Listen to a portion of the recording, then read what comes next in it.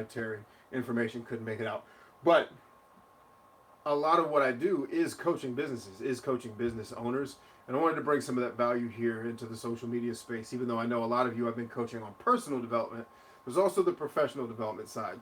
So this idea of 6 reasons why as an entrepreneur you have to have a very strong brand. Okay, that's the goal tonight. We may end up doing more than 6. You know, I typically like to give a little bit of extra value.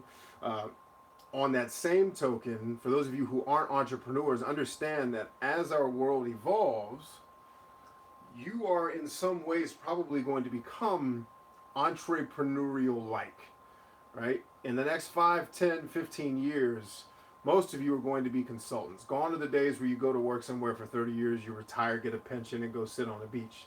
Right? That's pretty much dead. Right? So you're going to have to be able to sell yourself. Right? Even if you want to go work at a company, you're going to have to be able to sell yourself. You're going to have some of what we call the entrepreneurial spirit in order to be successful. So I'm going to share with you today, tonight, whenever you're watching, wherever you're watching, it's going to help you do exactly that. Okay, it's going to help you get that together. So you guys know I don't like to beat around the bush. Let's get right into it. So the number 1, and these aren't necessarily in order. These are just 6 things that I really want you to hone in on. The number 1 thing that I want you to keep in mind as it relates to being an entrepreneur. Let's first define this idea of personal brand, okay? I hear people say branding is your logo and your graphics. That's ludicrous, right? Those things are associated with your brand, but they aren't your brand, okay? In its simplest form, let me move out of the way so you can see. In its simplest form, your brand is your reputation. So the way your family thinks about you is your brand inside your family, okay? And so if your brand is your reputation, and the reputation of your company is tied to who you are as a person. Tony Robbins teaches, and I 100% agree with him, that an organization, a company is only as good or as strong as its leadership, and usually as the founder or founders. However they are, whatever dysfunctions they have, whatever weaknesses they have, whatever strengths they have, that's going to come to bear inside the business. Okay? So if your reputation isn't squared away as a person, you're going to have a hard time having a squared away reputation in your business. Okay, so I really want you to understand that branding is really just about your reputation. And if you want to have a business or even be a consultant or even just get a job, you're going to have to build a reputation where people want you to be around. People want you to be on their team. Like this company that reached out to me and asked me to come hide in a building with them for the better part of a week and say, we need you to help us map out this strategy. Right? And they were, in the beginning, they were lost. And it was my responsibility to come in and not write their strategy for them. I can't do that. Their strategy is really up to them. Their strategy is about decision making for what's best for their business. Right? But I need to be able to understand the confusion and the chaos that they have and help them not make sense of the chaos, but take the chaos and actually organize it in a way such that it's no longer chaos. Let's see, we got a comment here from Taj Marie. It says, hello. Can't stay up for too long, however. I will look at the video when it's posted. Currently working on building a small business to tutor and coach adult learners in tech and engineering subjects. Awesome. You know, a large portion of my business is actually education. It's stuff like this. Part of my personal brand is as an educator, really, or as a coach. Right? That's a huge part of who I am. But remember, your brand is your reputation. You have to protect your reputation. And to do the business that you want to do, like Taj Marie says, she's going to have to build a public reputation, right? Like she can start a company and name it what she wants, but at the end of the day, people are going to get to know her. All right.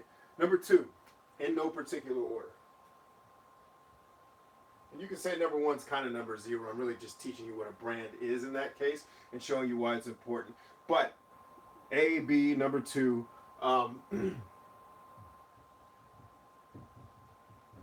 Okay, gone are the days where, and this says Cant Hide if you can't read it. Gone are the days where CEOs live in these ivory tower, huge New York skyscrapers and no one knows who they are. I'll give you an example. Who were the founders of General Electric? Who were the original founders of that company? Now, some of you may know that. A lot of you aren't going to know that. But the reason why you don't know it is not because you're not smart or you lack intelligence. It's because back in 1892, I think, when GE started, you didn't have access to all of that information. The news didn't report that. They weren't on Twitter. Right? They weren't on Facebook. By the way, Thomas Edison was one of them. Right? And so was J.P. Morgan. You've heard of J.P. Morgan these days. So J.P. Morgan, Thomas Edison, a handful of other guys. I don't even remember all of them. But they start this company. Sure, the people at the time probably knew who they were if they were paying attention to the news, but their brand wasn't a personal brand. It was GE. It wasn't the Thomas Edison Corporation.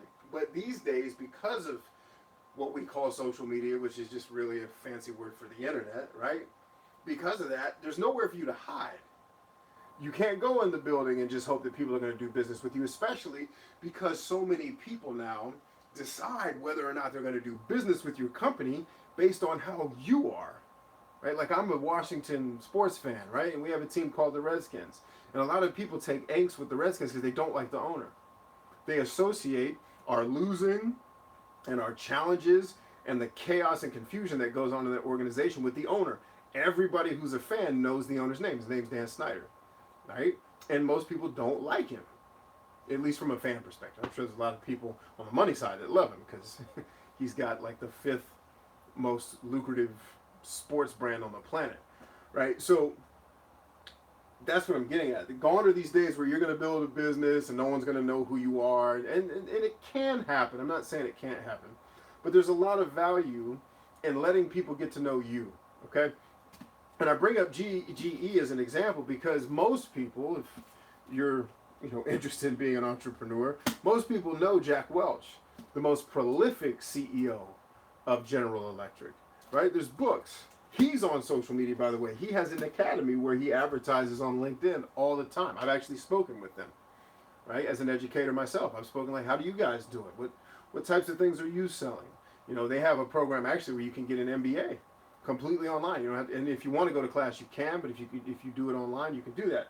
But everybody knows Jack Welch. Everybody didn't know J.P. Morgan, right? Most people don't even know that J.P. Morgan was involved in starting this company. Most people associate him with banking, right, and brokerage firms. The point here is the internet has removed, like if somebody wants to know who owns a business bad enough, they can figure it out. The internet's going to allow them to do that. So it makes sense for you to get ahead of people figuring you out and just telling them who you are, right? And one of the ways we do that is through making content here on social media, interacting with people. What I'm doing here on YouTube right now is not about selling, right? I'm not selling anything. I'm not advertising anything. I'm giving value. Giving value is a way that I bolster my personal brand and my business brand. They go together. My business and me, we both benefit when I'm adding value. And by adding value, I'm associating, this dude really comes through for people. My reputation is I show up, I give people tremendous value completely for free that most people charge thousands of dollars for. Now, do I have programs that I charge money for? Yep. But not before people get hours and hours of free content. Because that's the way I want it to be. Not everybody's in a place where they can afford, this amount of money for a small course or this amount of money for a long course. I have we've actually changed the name, quiet as kept because I haven't announced it to the public yet, but this is kind of the public. Our Social Media Ninja Academy is changing to the Social Media Master University because we're really focused not so much on the social media part anymore, but helping you become a master of whatever it is you're doing, and then using social media to help you bolster it and promote it, right? Helping entrepreneurs really take command of their lives, but also take command of their businesses, and using social media as the platform and the launch pad to do that, right? So I have all those things, but not before you go through a ton of free stuff, adding value. So nobody, even the people that disagree with me, and there's a lot of people that do, and they're okay too. Sometimes I'm wrong. The people who disagree with me, very few of them, unless they're kind of, social disorder, think that, oh, he's a horrible person. There's some people that think that. That's okay. I can't win them all. But most people associate me with a guy that shows up at least once a week to add value completely for free. And the people who are in my paid programs know that they pay for one thing and then I bombard them with a bunch of other stuff that they weren't thinking about. It's about surprise and delight. That's a part of my brand, right? My brand is usually raw and uncut. Most people aren't used to seeing me in a button-up shirt, right? That's okay. Don't worry. I'm wearing basketball shorts underneath this. Now, you can't hide, so don't. Build your brand in the public. Okay, number 3. Got my notes over here because there's a lot of stuff that I want to get into I don't want to miss. Okay.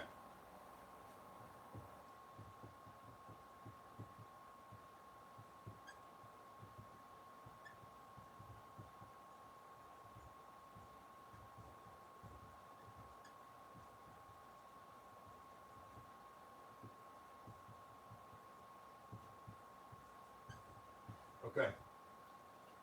Selling. I know this is a bad word to a lot of people, but hang with me. Selling is about building trust with you. So let's take it out of the context for a second of doing business and selling products and selling services. Let's say that you were applying for a new job, right? Filling out your resume and sending it in. That is an act of selling. Not selling a product. Well, you are selling a product. You're selling you as the product, as the service, right? Turning in your resume. Doing an interview. At the interview, you were selling yourself. You were working to help a business owner or a hiring manager understand exactly how you're going to add value to the company in a way that it meets a need or solves a problem that they have. That's selling. And selling, friends, is all about building trust with you. So now let's flip that, because remember, I wanted to make this valuable for business owners and not business owners. Ranger J, I see your comments. I'm going to get to you in 1 second, okay? Let me just finish this point, and then we'll take some more comments. On the business side of things, people don't buy my Social Media Master University or Social Media Ninja Academy. It used to be called the YouTube Ninja Academy, and then once upon a time it was the YouTube Gamers Academy. I used to focus just on coaching entertainers, and then I expanded it once I realized that I kind of reached my critical mass for that market. I was like, well, let's take it out to the world. Let's see who else can benefit from this. Because I was attracting, even though it was a Gamers Academy, I was attracting a lot of people that weren't, YouTube and Twitch players. Right? There were people that were musicians, people that own businesses. They're like, we just like you. And that's the point. People have bought my products because of me, not because the website was so amazing that they just read, like, I have to have this product because look at all these benefits that I'm going to get when I buy it. No, by the time someone gets to my website, chances are they're already sold. Or they're not sold and they're just trying to confirm that they don't want it. And that's okay too. Not everybody's going to buy from you, figuratively or literally. Usually by the time someone gets to my website, they've kind of made up their mind that I want this. Why?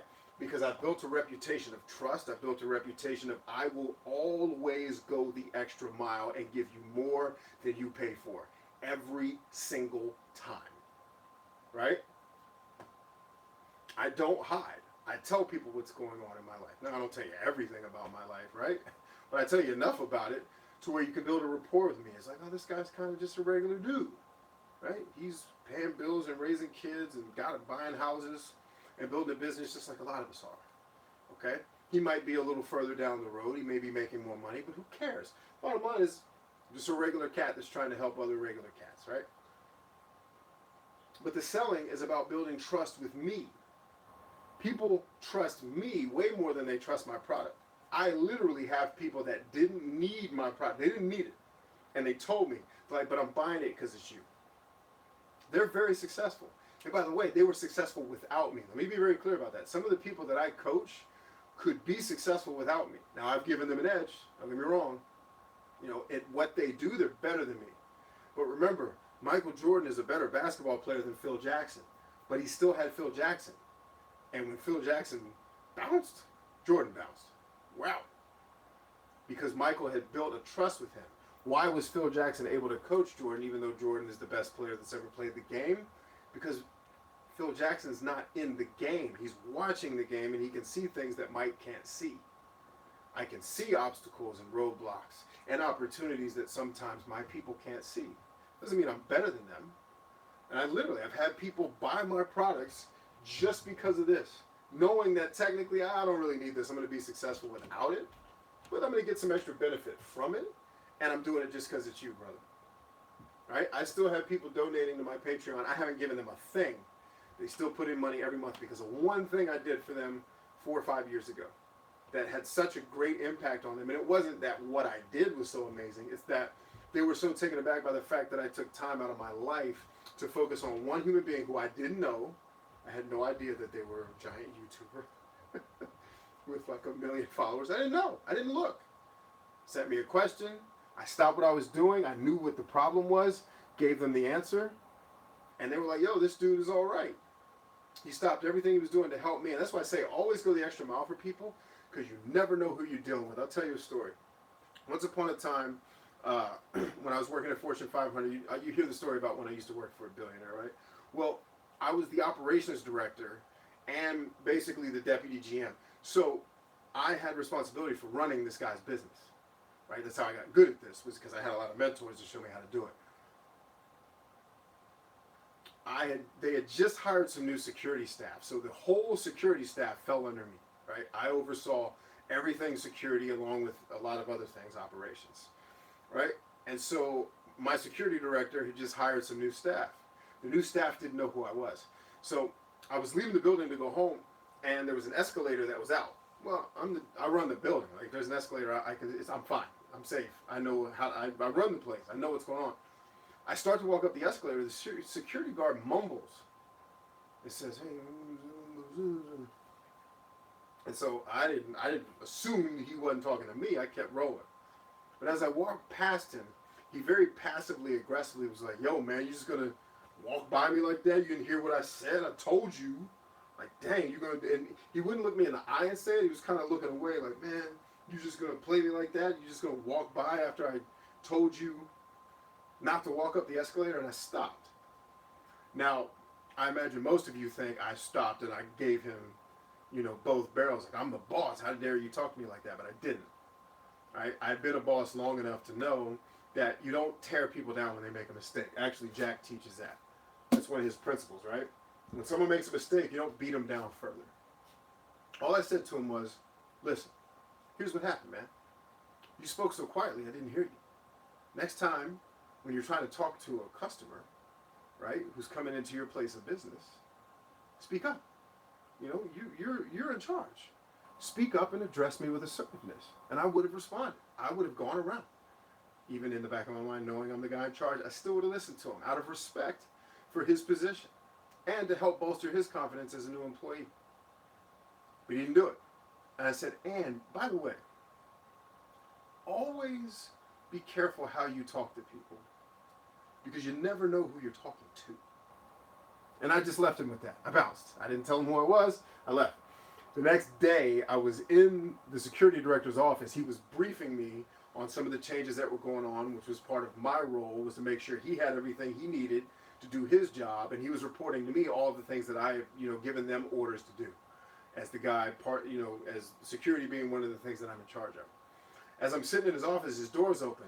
That new guy walks in, and he sees me sitting at the desk with the director, and I turn around, he looks at me, he's like, oh, crap. I said, no, dude, don't run away now. Don't run away now that you know who I am, right? I said, come in here, bro. He walks in. I said, listen, man, no blood, no foul. I'm not mad at you. You're not in trouble. You pulled kind of a punk move. Don't do that anymore. Because I said, for real, the type of business that we run here, part of the reason why I'm here is because this business is not just a multi-million-dollar business. It's also a terrorist target. So one of the reasons why I was brought in is because of my previous experience as a combatant. And I know how to defend, right? And I know how to deter. I said, I need guys that are assertive in this building, because what if the guy you were talking to meant to do harm, and you show that you're going to cower away from him, he's going to punk you, and you may, by default, cause an issue that you're not trying to cause. I said, dude, it's no blood, no foul. And I dapped him up, look, man, it's fine.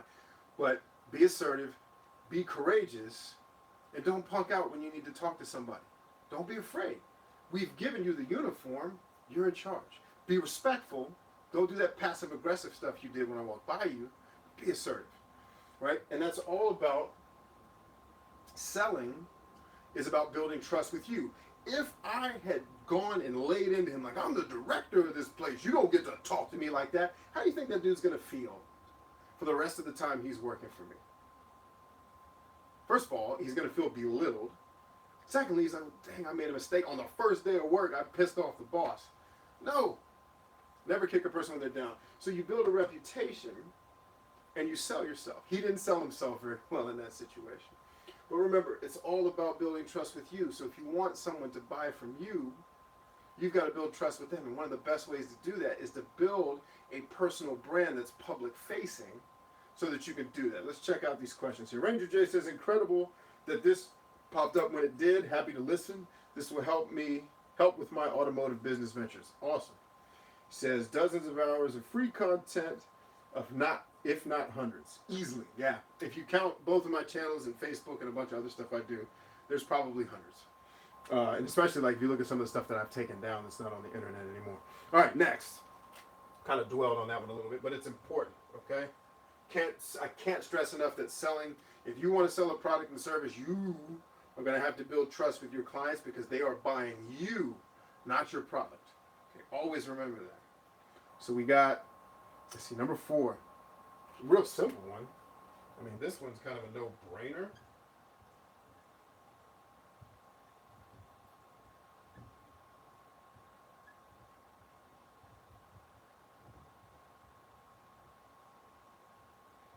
Right, you can reach more people. And do I need to add anything to that? Having a personal brand that's public-facing as an entrepreneur allows you to reach more people. So think of a person like Tony Robbins just released I'm Not Your Guru on Netflix. There's a lot of people who still didn't know who. Tony Robbins has reached, I don't know, tens if not hundreds of millions of people throughout his entire 40 years coaching. He's been a coach of mine. But there's still people who don't know who he is. There's still people who don't watch his stuff. There's still people that think he's like a snake oil doctor, right? Like he's selling BS. But when you understand, when you really dig down deep beyond that kind of motivational persona that he has, he really drops some profound information that, by the way, people have been teaching for thousands of years. Nothing he says is original. Very little of what he says is original. And that's not a hit against him. Very little of what I say is original. It's because he's smart enough to know that people thousands of years ago knew stuff, right? And Will Durant actually says, I don't know if I have to put, oh yeah, here in the Lessons of History, right here. Will Durant says that in the modern world, we have way more education but less intelligence, right? In the old world, people studied humans. They studied each other. They related to one another. Now we read books about geometry, right? Not to say geometry is bad, but when was the last time you used it, right? So you can reach more people. Tony reached a lot of people with that he hadn't reached before. He's never been what I'd say amazing in the digital space. Remember, Tony, when he got started, he was on television, right? He's reaching old folks, but he's also focused on entrepreneurs. So hitting the social media space too early, it really wouldn't have had a payout for him because it's not where the entrepreneurs were hanging out. Most of the entrepreneurs were older than him. Now you have a lot of younger entrepreneurs because the internet's made us capable of doing business. If it wasn't for the internet, a lot of my business wouldn't exist. It would still exist. I'd still be able to do what I do, but it'd be a lot harder. Okay, because a lot of what my business is about is not even online. You know, a lot of my business is dealing with people in the real world, like I told you, the people. And by the way, those people I got to hang out with this week, amazing group of people. I really, really, in my business life, that was 2 of the most enjoyable weeks I've had, is these last 2 weeks working with folks. All right, let's get an eraser out here. If you're taking notes, make sure you got this down. All right, 1, 2, 3, and 4. If you miss it, don't worry, you can rewind. I'm gonna upload this after the fact. You can rewind it and get it. Let's take some more comments before we jump into 5 and 6, and then we'll close this out. See, Dark Feather says, what up, man? Haven't seen YouTube content in a while. That's because you haven't been here. But good to see you, man. All right, 5. Oh, I love this. This is a Gary Vaynerchuk thing. Now, I realize that this reference may be not quite, for you younger people, you may not get it, but I'll explain it. Okay? Gary Vaynerchuk has a quote. I'm just going to quote him. Like I said, I do very little that's original. I hear things that I like, I repeat them.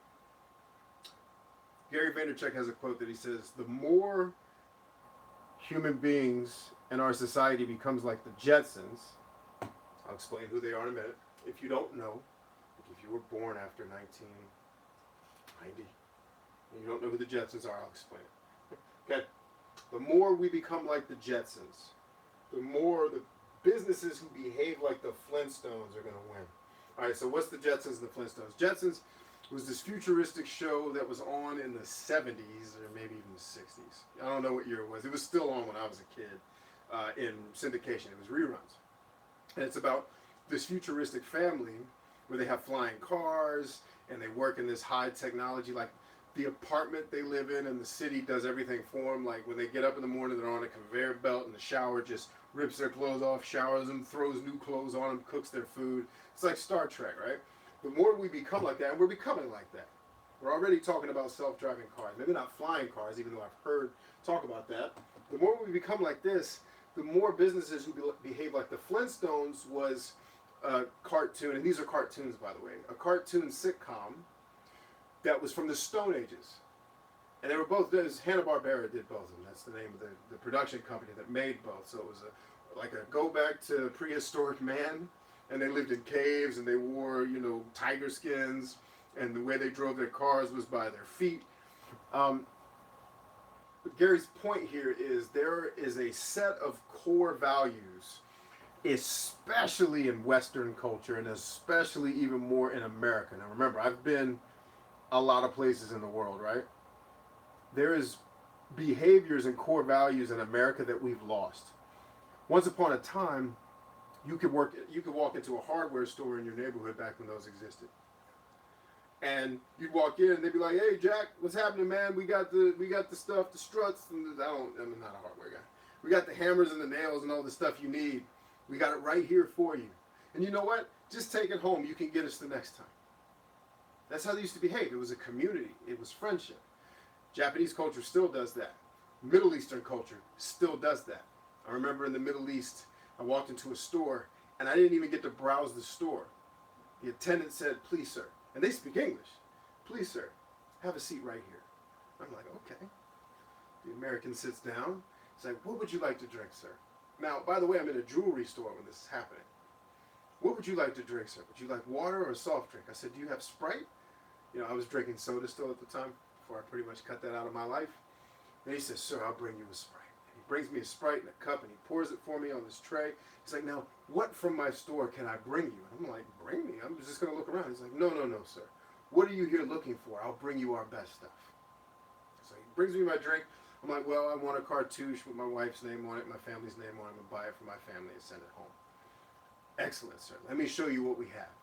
And he brings a tray full of jewelry to me. I got out of the chair. They let me walk around after the fact, but not before they showed me the hospitality. That is Flintstones behavior. That's old school, right? We used to do that in America. Not so much anymore. Now it's like, "What do you want?" I literally went into, because I wear a lot of hats, right? We were talking about that earlier in the show. I wear a lot of hats. So I was in Lids. I'll name the company. I was in Lids in my neighborhood. I won't say which one I was at. And I was at the mall. I walked in. I was looking for something I couldn't find, which made me believe, okay, maybe they don't have it, but maybe someone working here can help me. Wrong. I stood in the middle of the store and just waited for the girl who was working there to help me. She never once addressed me. She was up on a ladder doing something. She'd turn around and then go back to what she was doing. And I'm just standing there looking at her like, "Sure would like to know if the hat that I'm looking for is here. Wondering if I can get some help." Never helped me. Now that's an extreme case. Okay? Usually when you go to a place, they greet you at least. But the more we become futuristic, remember, the more futuristic we get, the more isolated we're going to become. It's going to be harder and harder to reach customers. Right? It's already hard to get email out. I'm lucky if I send out an email and 50% of people read it. That's huge. That's a score. Usually when I send an email out, 20% people read it. That's my kind of normal, 18 to 20%, which is actually really good for my industry. It means, again, my reputation precedes me. Now, some people hate me because they hate the emails I send out. It's fine. They shouldn't have joined the list anyway. And usually they're just joining to get something for free and they want to be gone. Totally fine. There's nothing wrong with that. All right? But the more we become futuristic, the more isolated we're going to become. The harder it's going to be for you as an entrepreneur or a business owner to reach your customers. right? Isolation. They're going to be blocking you. People don't even unsubscribe from mailing lists anymore. They just ignore the emails or delete them. They're not reading it, right? There was a time Gary Vaynerchuk also talks about when he started email marketing, he could get 99% open rates because people were so excited to get an email. Now it's dead because marketers killed it, right? And by the way, marketers kill everything. People like me. I try not to kill it though. But the more society becomes like this, the more we're going to have to be like the Flintstones. And one of the ways to be like the Flintstones, one of the ways to build that rapport and that trust and that respect and that love with your clients is to actually be around them. And one of the ways to be around them is to have a strong personal brand that's public facing, that's on YouTube, that's on Facebook, that's on Instagram. Pick whichever platform or platforms works for you. I know I'm not highly active on all of them, right? But that for me, it's a bandwidth thing. You know, if I had a film crew like Gary Vaynerchuk did, I'd be on everything. But right now I'm focused on the platforms where I'm the most effective, right? So, gotta understand that if we gotta go back to being old school, one of the best ways to do it is to be present with your clients, okay? Don't forget that. That's really important. Let's see, we got, Lena says, I wish things were still like that, but technology kind of opens up another avenue to be hospitable. Yes, absolutely. I personally haven't figured that one out yet, though. So yeah, it's the problem with tech. And you know, I have a video that gets a lot of views about how to use Reddit to market, you know, whatever it is you're doing. How do I go to Reddit and actually market my stuff? And I tell people, you don't. You go to Reddit to build relationships. And over time, you will eventually create a situation where people will naturally start to check out your stuff as you build rapport. Most people go to Reddit like, yo, check out my new... Nobody wants to check out your new thing. If they don't know you, I mean, 90% of the reason why you watch the shows you watch is because you form relationships with the characters. It's not because the show's amazing. It's not because the writing is so... Oh, the writing is just... sure it is. I'm sure it is. But what really happens is over time, when you spend time with people, you build affinity for them. Same thing happens when you watch a show. When you watch a show, that could be bullet. I'm going to give, that's a 6, right? That's not number 6, but I'm going to give you bonus, right? Time equals rapport. All right, we'll come back to that in a second. The reason why you watch the shows you watch is because you formed a relationship with the people on the shows. Some of the shows I watch are the stupidest things on the planet, but I love the person on the show so much, and when I watch it, I feel like I'm hanging out with them or being a part of whatever their adventure is, and I want to be a part of their adventures. There's a YouTube guy, his name is Derek Buff, and I've had some, you know, indirect acquaintance level interactions with him on the internet. He's been through some pretty hard times. And he used to run a show called Classic Game Room Undertow, which was a derivative of Classic Game Room. I started watching Mark first. Mark was kind of a mentor of mine in the video game entertainment space. I went to his stuff and learned from his stuff to start building, you know, how do I take my style and mesh it with something that'll work in video, because I had always been a writer.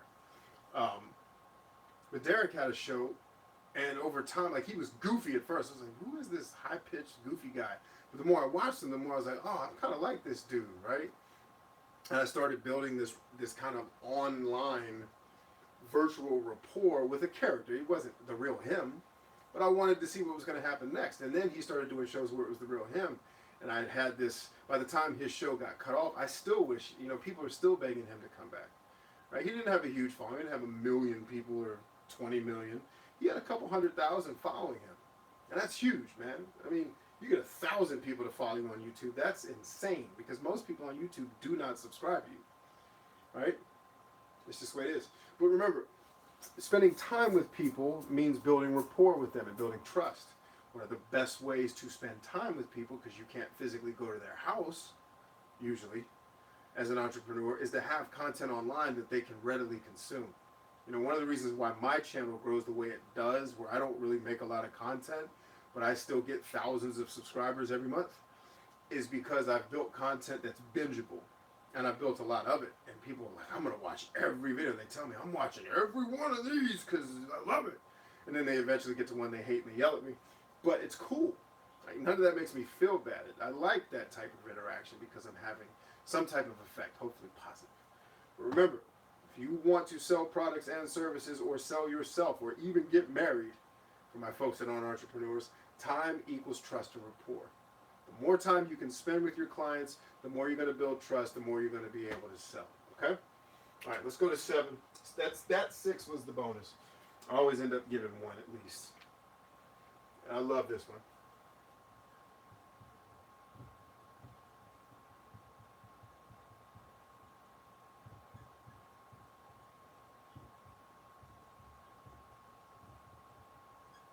Okay, so last one. Why it's so important is life after your business. Whether you like it or not, your business is going to do one of a couple of things. One, it could possibly fail. Hopefully you're not in that crowd. Okay? Hopefully you're going to be one of the 2% of businesses that make it. Okay? And if you stick with me, you will be. We're going to do this together. Life after your business. But eventually, no matter what, your business is going to die, or you will. Right?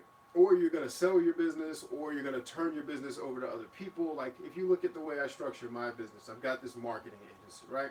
And in that agency, I help businesses with business development. I help businesses with business strategy. I help businesses with their marketing.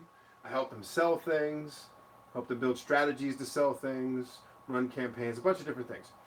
And that's the engine financially that fuels what I'm doing here. Because I'm doing this on my time.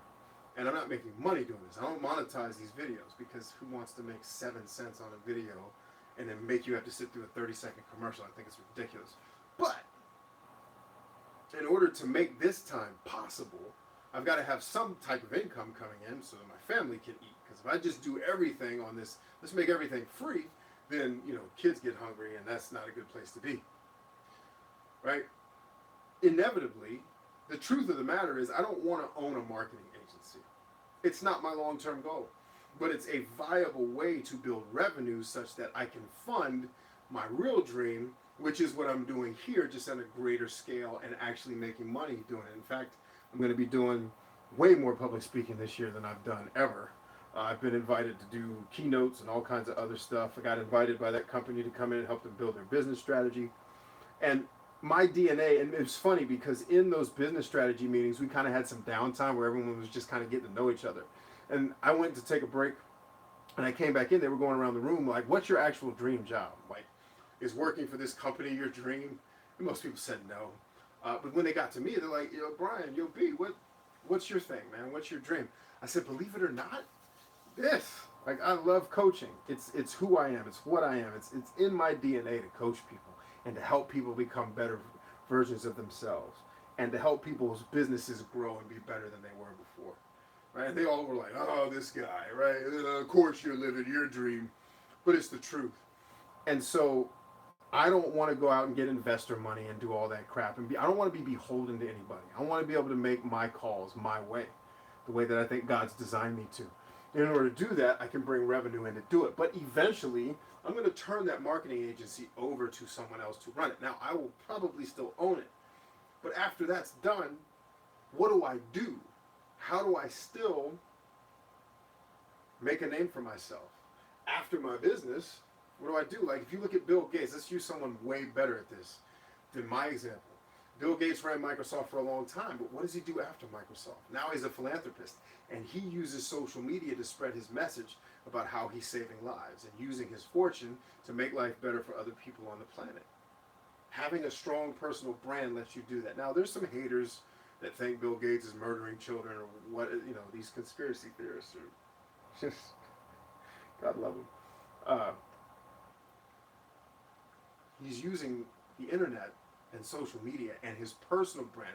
He's no longer Microsoft. Now he's the Bill and Melinda Gates Foundation, right? That's him. He did such a good job of building a brand for himself that it carried over into the next phase of his life. Once he left Microsoft, now his brand is so strong, it doesn't hurt that he has billions of dollars, right? But part of the reason why he has billions of dollars is because he built trust with people by delivering quality. Now, we can all get mad about Windows. Windows sucks. Yeah, right. Where's the operating system that you built? Right? And someone will say, well, iOS is better. Okay, touche. But got it. It's still the second best thing, or third if you like Linux, right? It's still one of the best things on the planet. And believe me, I have Windows 10. It drives me nuts too. But the point is, he and his company did such a powerful job of delivering value and building reputation with their brand, and then him pulling away from Microsoft and establishing himself as Bill Gates, the public speaker, Bill Gates, the philanthropist, Bill and Melinda Gates, the lifesavers, that now he's able to carry what he's doing even further because he spent the time to build a brand. And that, friends, is why it's important and why you got to do it. I'm going to shut up, take a few questions. I have a lot more work I have to do tonight.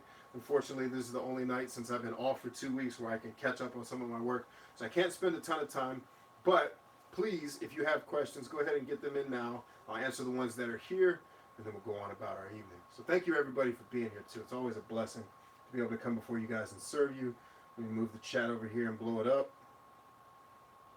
Let's see. Let's actually blow the chat up so I can read it, since my phone is not facing my face where I can usually see you guys when you come. Okay.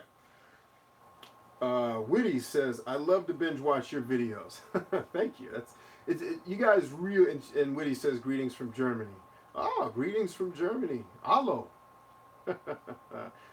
Guten for you, it's Guten Morgen for you. Guten Morgen. You guys really don't understand. I don't take it for granted when people tell me they're binge watching. Like, if you notice anyone that says that to me, I hit the little heart button because I really appreciate you guys telling me that. And not just that your time. I really appreciate that I've provided you something of value that makes you want to keep coming back and watching it. That's a blessing for me to hear because we work really hard to produce things that are valuable to you. You guys know I don't really work very hard to make things look pretty. A lot of times I'm in a t-shirt and my afro is all askew. But that's my style. Like when I'm not talking to clients, like in a meeting, usually in basketball shorts and a t-shirt working. That's how I roll. But it's always a blessing to hear that value's being added, okay? Lena says, congratulations, that's so great. I always feel better after watching one of your vids or live shows. I can totally see you being a household name. We'll get there. We're working on it. And Whitty says, Guten Morgen. Guten Morgen.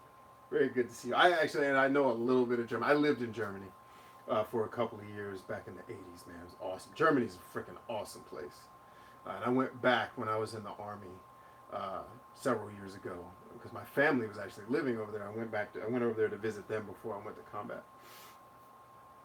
Okay, so let's see. Dark Feathers, says, I've neglected my own channel, having started my own graphic design company. Excellent, by the way. Haven't been here much. Good. And you're doing the right thing, man. You're out there trying to win. Caitlin Ruffin says, thank you so much for your videos. I plan to start my own business once I finish my degree at the end of summer. And I'm glad you said that because a lot of people will try to start their business while they're in school.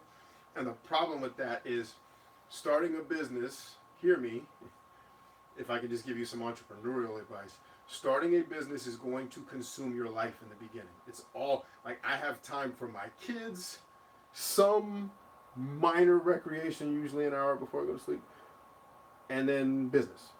Like I'm going to probably be working, depending on when I finish here with you guys, I'll probably be working till 3 o'clock this morning. Now, I'll sleep in a little bit tomorrow.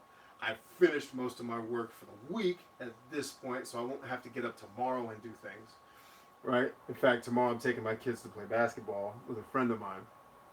But yeah, finish school first because school is an all-consuming thing and building a business. If you want to do it right and you want to win, it's gonna eat up all your time. So good. I'm glad to hear that you're gonna finish school first.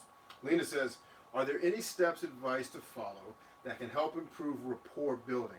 I talk to people online, but it's hard to make real relationships and connections. So yes, time equals rapport, absolutely, but adding value. So if you are aware of a need that they have, meet that need. It's the quickest way to build rapport with someone, is to listen to them genuinely, and I believe you want to do that, otherwise you wouldn't be asking the question. Genuinely listen to people, hear what it is they're saying, and maybe even what they're not saying, understand it, and then be able to add value where they have a deficiency, right? A lot of times I will win clients because of something I did for somebody, not trying to win. Like I talked to a guy today that could be a potential client, but that's not why I took the call. I knew from his email that he wasn't in a place where he could afford to hire me in my agency, but he was just getting started. I heard a lot of myself in what he sent me. It was like, he included his phone number in the email, so I just called him. I didn't know who he was. I said, hey, man. And I missed him, and then we talked today, and I said, listen, here's everything you need to know about the strategy. So don't worry about the tactics and should I use a Facebook ad or should I do an Instagram? Like, don't worry about any of that. It's the strategy. Know what you're trying to do and know what the best course of action is to get to those decision points, right? And stay at the high level, and then experiment with the tactics until you figure out what works. And this is a very overly simplified version of the conversation.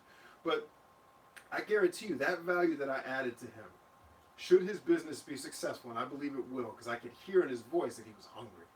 And that's one of the key ingredients.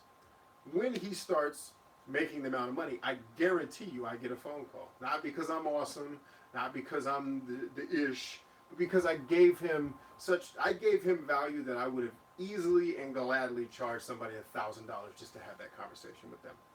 Like a business that's up and running, that would have had that consultation call with me, would have been $1,000 to have this.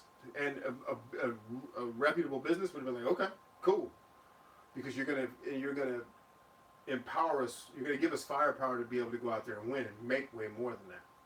Okay? So it's all about making sure, find out how to add value to them in a way that meets a need that they have. Let's see.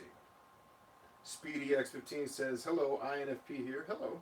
Dark Feather says, yeah, having a business is time consuming. I really have time for myself, but I make make sure the girlfriend gets her time. But thank God she's understanding about what I'm doing. That's awesome. Napoleon Hill would say the old cliches, behind every good man is a good woman. Really what he says is behind every successful man, you're going to find a woman that empowers him, motivates him. I know it's true in my life. Let's see. Tristan Joseph. Thank you that you made it here, Tristan. I see that you saw the message on Facebook that we wouldn't be broadcasting. And that's all because my second broadcasting device was not working properly. So we had to do YouTube. Tristan says, take time, manage time efficiently. No one can make time. Let's see. He said you get what I'm saying. All right. Any other questions? Lena, I hope that was a good enough answer for what you had for your question. Hopefully that answered it for you. Lena said, thank you for talking to us. It was awesome to catch this. I hope your work goes well tonight. It will. I know it will. So if you guys want to know what I'm working on, I need to film a new video for what is going to become my social media master university. It used to be called, it still kind of is called the Social Media Ninja Academy, but we're pivoting to really start focusing on entrepreneurs and not entertainers or not one-off people that are just trying to build skills, but people that really have an entrepreneurial spirit who want to affect some positive change in the world and make money while they do it. So I need to film a new introduction video, and I wanted to get kind of gussied up a little bit because that's the image that's on the website and stuff like that. Worry not, there's still plenty of t-shirt and hat videos in there if that's how you prefer to see me. But we have to film that. I have to film a bunch of other stuff for a course that I just created. And by the way, for those of you who are entrepreneurs or you're interested in becoming an entrepreneur, I can't recommend enough that you check out. Put it on the board here.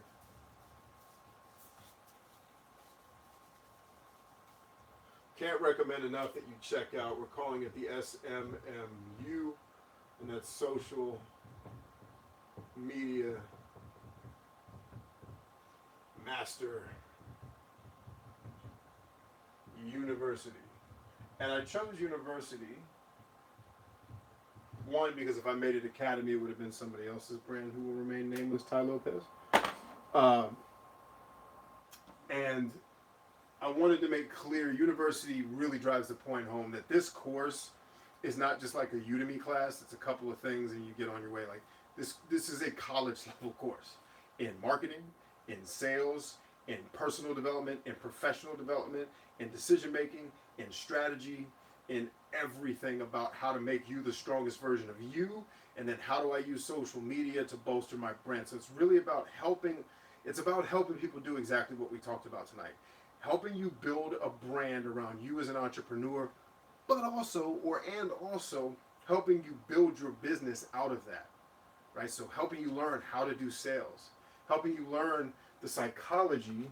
I have a whole lesson that I teach out of this textbook about what will guarantee that people will buy from you. Believe it or not, that is in an evolutionary psychology book. How can you guarantee that people will buy from you? It's in the book. It's also in the lesson.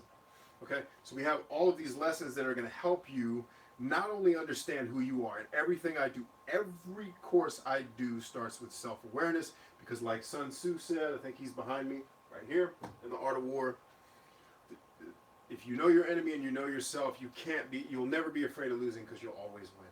And so we start with this thing called the 5 pillars of self-awareness. The video is a little bit different across all the different programs because of the context. But one of the things in there that I get asked so much is, how do I know what I'm really good at? That lesson is going to help you know, or at the very least help you start to discover what you're actually good at. And it's going to give you a template for if you don't already know, and if the video doesn't drive it home, it just kind of gets you started, then you know how to go out and figure out the rest. And people are always like, you should chase your passion, but how do you even know what your passion is? And I think chase your passion is really bad advice. If the person doesn't know what their passion is, then they're going to be running in circles. This system is going to help you understand what your passion actually is, because it's not going to make you chase a passion first. It's going to help you create a passion. All based around who you are as a person. You know, we talk about INFPs and hexacode tests and all this stuff, all based around who you are as a person.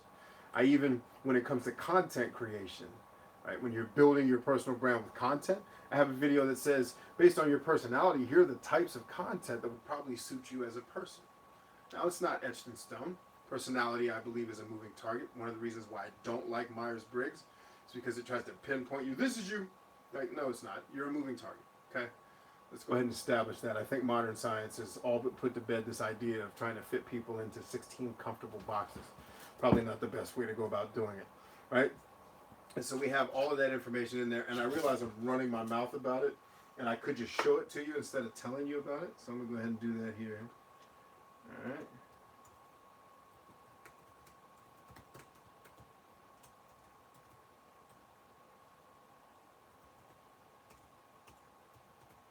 That link should work, and if that link doesn't work, this one will. Made some changes to my website that you'll see.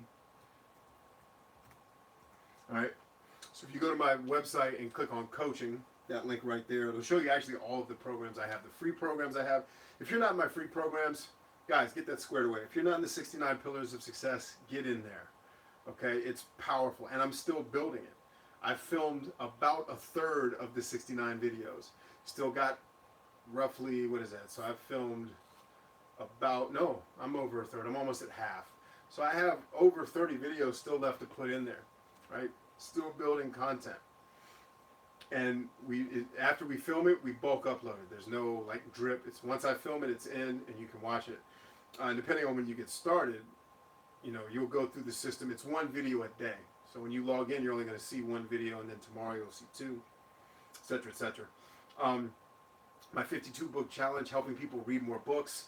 And if you can't get around to reading them, I'm providing you with summaries of the books, both video and written summaries, so that if you can't, just for whatever reason, you can't read the book, like when I was sick and was stuck in the bed, I wasn't reading, I could barely, it hurt to have my eyes open. I could just look at the email real quick. That's the gist of the book. That's what I need to know to put in my brain to get stronger today. Boom, I'm done. Close the laptop, go to sleep. Right? So get in the 52 Pillars program. If you are interested in having me coach you, right, on a lot of the stuff that we're talking about here at a much greater level, a lot of these questions you have, we get deep into that, then check out the Social Media Master University. You can't join it outright. We actually have an application process, and that's for a couple of reasons. First and foremost, I will not knowingly sell something to somebody unless I know that it's a good fit for them. Okay? And then I'll explain why that's important with this specific course. Right? I will not knowingly sell you something if I know it's not the right fit for you. So the application is very short. It's like 4 questions. Right? It's really just learning more about what you are trying to do. And it's all multiple choice. You don't have to write anything. It's just click, click, click, click, submit. The other reason is the course isn't cheap. Okay? It's not a $5 course. It's not a $100 course. It's not cheap. So I need to make sure that if I'm going to give you access to a program, that you actually have the ability to purchase it, you know, and in a way that's not going to embarrass you if you can't, right? No blood, no foul. We also we do an application because I give discounts to military, law enforcement, first responders, veterans, and disabled. Anybody disabled from those lines of work gets it for free. So the reason why I don't let you just go buy it is I would never want a wounded warrior or like a police officer who was wounded in action to come buy my program as they're trying to start a business because they get it for free. I am of the mindset that really no veteran should have to pay for anything, but certainly not our wounded warriors that have gone overseas or even fought right here on this soil and been injured, hurt, or harmed, wounded. I don't think they should ever have to pay for anything. And on my watch and in my programs, they're not going to. So that's why we have an application process. It's really to make it better for you, to serve you, to keep you from going down a road. Like I said, because it's not cheap, I don't want you to get in there and be like, oh crap, this isn't going to work. To back that up, another one of the benefits, kind of the bonuses we have here is a 30-day money-back guarantee in the Social Media Marketing University, or SMMU. There's a 30-day, like you can come watch the content, like you could technically get through all the content in 30 days and then just turn it off. Now, I would hope you have more integrity than that. But if you got to 30 days, you're watching the content, you're like, this isn't really what I was looking for. All it takes is an email to me, no questions asked, you get a refund immediately. It takes 3 days to go back to your bank. Okay? And I've had people do it. I've had people come in, they're fired up, and then they get in there and they realize, yeah, this isn't the thing. And all they got to do, and I let them know up front, if it ain't right, email me. We'll have a conversation about why you think it's not right, because I don't want you to bail because you got cold feet. If I'm capable of helping you, and I know I'm capable, then we'll have a discussion. But it's not me trying to stop you from getting out. I'm going to refund your money. I'm going to refund your money if that's what you are really looking for. But if I know I can serve you and you just need a little bit of encouragement to get over the hump and you're a little bit scared, then as a coach, that's my responsibility, because if I don't nudge you, then I'm not a good coach. Sometimes coaches got to make you do grass drills and run sprints, man. That's what we do. Now, Dark Feather says, any advice for getting new clients? Like being in the design world, your portfolio needs to speak for you. But any advice on how to get clients to take a chance on you? So first of all, take a chance on me out of your vocabulary. We're going to kill that, all right? Nobody wants to take a chance on you. No clients can be like, yo, I've never done this before, but take a chance, bruh. It's like what President Trump said when he was running and he was talking to black people. He was like, yo, black people, give me a shot. I can't be any worse. Now, interestingly enough, he still became president, which is hilarious. The point is, get that vocabulary taken. Nobody's taking a chance on you, dude. You have skills. And let me prove it to you. You are probably not the best graphic designer you've ever met. Right? However, I bet you're better than most of your friends. I bet you that the company that's going to hire you to do it for them, the reason why they're hiring you is because they don't have anybody that does it. Right? So here's kind of the analogy. Tomorrow, I'm going to go play basketball with my son. Now, if I were to play basketball against LeBron James, one-on-one, that score would probably be 11-1. And I'd only score one basket because I'd foul him in order to do it. Like I'd tackle him and pull his shorts down or something crazy because I'm not going to get skunked. I'm going to cheat somehow. But the bottom line is LeBron James would destroy me in basketball because I'm not really that good at basketball. Anyway. But to beat my son, I don't need to be LeBron James. First of all, I'm over a foot taller than all of my kids. Some of them I'm 2-3 feet taller than them. Not much they're going to be able to do against me. Right? I don't need to be the best basketball player, the best athlete that's ever lived to beat my kids at basketball. I don't need to be that. I just need to be me. Me, BC, right now today, am good enough to beat all 4 of my kids at once.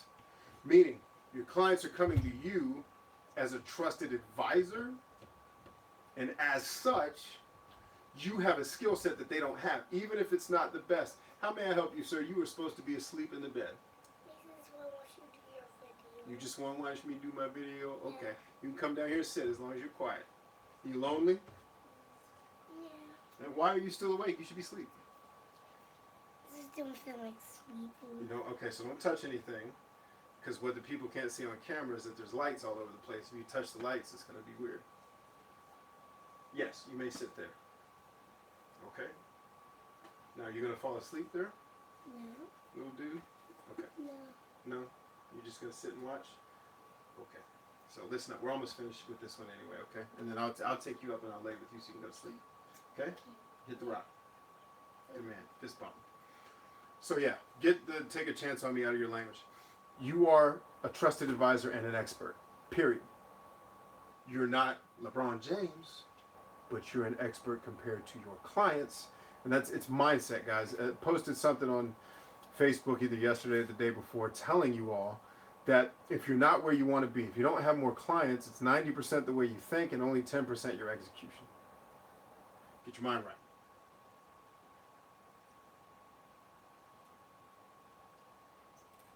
Let's see. Karen Lusant says, LOL. Dar Murray says, good evening, brother. Good evening, Dar Murray. It's good to see you one time. Tristan Joseph says, oh, wow, pretty cool website update, Brian. I looked at your website a week ago and really said to myself, I must email you and tell you to improve your UI. I found myself struggling to navigate the site. Yeah, so I'm an iteration guy, okay? I never focused heavily on my website because, frankly, it's not where I do most of my business. You know, none of my service-based clients come to my website, so I wasn't worried about it. Like my website was literally a placeholder. And I'm okay with that because most of my business is not done there. Most of my business is done in meetings. I don't think a single one of my service-based clients has ever been to my website, nor do they care. They're on their website, right? So yeah, it's funny because I get a lot of emails like, your website sucks. Like, I'm aware, I'm the one that built it. And I'm a computer scientist. I understand these principles. But it's iteration, you know, and for me, priority was closing clients doing deals that didn't require my website. But you're right. Thank you. That it's easy. I'm glad that it's easier. We still have some more work to do to get it to where I'd like it to be, but it's definitely better than it was. I appreciate you chiming in on that. All right. Any other questions? Any questions about the Social Media Master University, what used to be called the Social Media Ninja Academy? Any questions on that? Did anybody apply for that? If you applied to that tonight, say aye. Dark Feather says Cavs got swept. Gotta love it. I don't really like basketball, so I'm cool with whoever wins or loses in that world. Dar says, hyped to see you live, BC. Just wanted to thank you while you were live for all your inspiration and teachings. Hey, man, it's my honor to serve. That's all I can say to that. It's an honor. Thank you for giving me the trust and the opportunity to serve. It's pretty much all I can say to that. Thank you. All right. Any other questions? Business, clients, building your personal brand and why it's important. Social Media Master University. The new course, we have a sales course that we're going to be, actually the sales course is done. Part of the thing I have to do tonight is film the intro. Once I film the intro, the sales course is done, then we're going to start selling it. By the way, I have a confidence, like how to build unbreakable confidence course. We're taking pre-orders now because we haven't launched it yet. But the pre-orders, put that away. The pre-orders are like 60 I think. 62% off, basically. It says 50% off on the website, but that's because I'm a computer scientist and I can't do math in my head and I didn't have a calculator when I wrote it. It's actually about 62% off. So if people pre-order on my coaching page the How to Build Unbreakable Confidence course, right now I think it's $47. When we launch it, it's going to be $97. And we're going to launch lots of other courses like that. And when they're available for pre-order, they will always be cheap. If you are one of my VIPs in the SMMU, you're always going to get the discount. So if you haven't bought it and you're interested and you're a VIP and it launches at $97, you need to email me before you buy it because I need to give you a link to get the discount. Dar Murray says, dude, without you, I wouldn't be where I am today. It's not entirely true, but I appreciate the vote of confidence. You still had to do the work, my friend. It's like Morpheus. I can only show you the door. You got to walk through it, man. You got to take the red pill, and you did, and you're winning because of it. So pat yourself on the back. Not to diminish your appreciation. I appreciate you showing love. But I just want you to know how much of a hand you had in your success beyond me. Dar Murray says, I missed a bunch of this stream, so I'll be checking the stuff I missed out once I get up later today. Sweet. All right. It looks like I have exhausted all of the questions. Last call for questions, and I'll wait 30 seconds because there's usually a lag.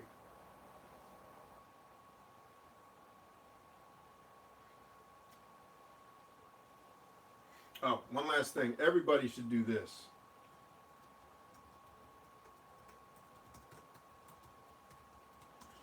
Click on that link. Get in the book challenge. It's completely free. Every week, I'm going to email you the book we're reading, the gist of the book, the points you need to take away, how you need to read the book, links to where you can just log in without a password. It's just going to take you straight to it. We'll log you in. You get the video review of the book. I even give you access to, I think there's a free Audible trial. There may even be like a free temporary Amazon Prime. There's all these clickable buttons there that give you access to free Audible, Amazon Prime, all kinds of stuff that's going to help you out. Okay? Tristan Joseph says, hey, Brian, I need some advice on maintaining a relationship with clients for a web development business. I'm not much of a social person, but I have a hard, I don't think he finished that sentence, so I'll wait. Dar Murray says, you gave me the info I needed to find out how to unlock my potential. From my first stream right up to the fact I'm now studying a degree in digital marketing, all the while maintaining what I do. That's awesome, man. You're a freaking rock star for real. Tristan says, hard time socializing with clients. Do you have any advice on how to make a good first impression on clients? Sure. So if you're a bit asocial or you get social anxiety, it may make sense for you to partner with somebody who doesn't struggle with that. Maybe you are stronger in a different area, right, in the business. Hey, bro, now we agreed if you're going to be down here, you're not going to make noise. You're making noise. Now that's going to be my only warning, and I'm going to send you upstairs. Got me? You got me?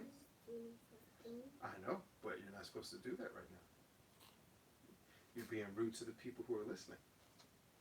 Okay? You don't have to be sorry. It's okay. I'm not angry with you. I just want you to make good on what you said you do. Hey, why don't you do this? Go lay on the couch. Mom will be home in a second anyway, and then you can give her a hug. I love you. So yeah, for you, Tristan, I think where you're going to get probably the most benefit, instead of trying to turn yourself into a social butterfly, which is probably a bridge too far, or more energy than you're probably is worth putting into it, perhaps get a business partner that can come in with you and help you do that part of the business. Right? You're probably strong in something else. If social's not your strength, you're probably strong with the practical side, the analytics and metric side of the business, maybe doing more the technical side of it. So figure out what your strengths are and then bring in somebody that has strengths where you may be a little bit weak. Cool. All right, last call once again for questions. Great question, by the way, Tristan. It's one I get more often than you might think. You are not alone, is what I mean to say there. Okay. Going once, going twice. So, ladies and gentlemen, it's been a distinct honor and a privilege and my absolute pleasure to serve you tonight. It's my prayer that you got something good out of tonight's talk, whether you're an entrepreneur or not, aspiring entrepreneur or someone who's already highly successful. My hope is that you took something away from what I had to say here today, something from the stories, something from the anecdotes, something from my own personal life that you can apply to your life and make yourself even stronger, even better. Remember, one of our core values here is the belief that we as a group are stronger than any of us could ever be alone. Pain shared is pain divided. Pain kept is pain multiplied. Joy shared is joy multiplied. Right? When we get together and we share our burdens, we share our victories, we just get stronger. So let's keep doing that. Let's keep being inspirations to one another. Remember, all of you are just as much an inspiration to me, if not more so than I am to you. That's why I come online at almost midnight my time to have conversations with you, because it means that much to me to be able to have this time with you. It's what I live for, is to be able to make life better for other people. God bless you. I love you. I'll see you on the next one.